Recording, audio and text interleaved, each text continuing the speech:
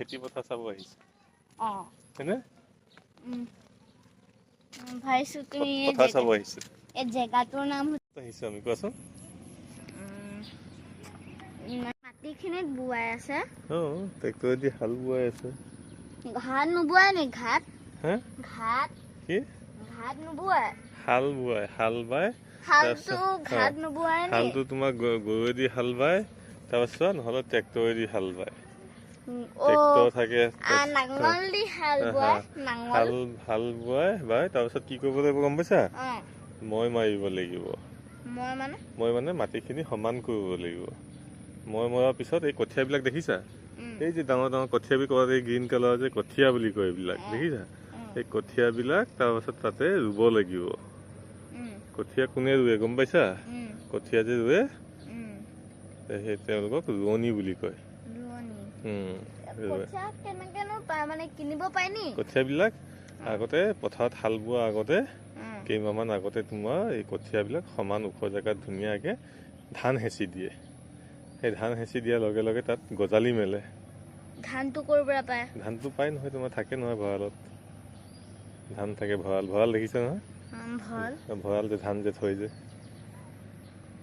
ককাহঁতৰ ঘৰত যে আছিলে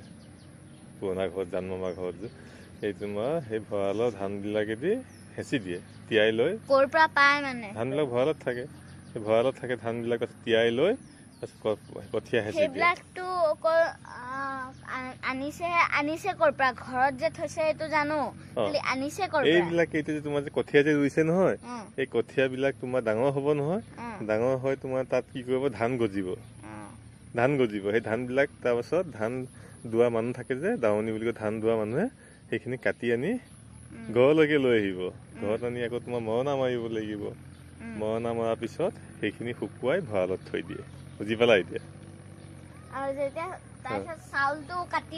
তাৰপিছত আমি কি কৰোঁ সেই ধানবিলাকেদি নতুন ধান ওলাই নহয় তাৰ চাউল বনাই আমি মাঘ বিহু ভোজত সেই নতুন চাউলেদি ঠিককৈ খাওঁ আমি ন মাছে মঙহে বুজি পালা আৰু আমি বিক্ৰীও কৰোঁ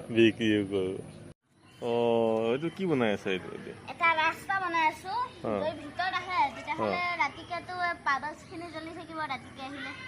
তাৰপিছত বগা বিচাৰচোন এনেকুৱা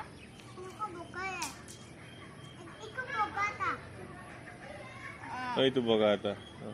এটা মই ৰাস্তা এটা দিম কলা নালাগে কলা ভাল পায় ভাইটিয়ে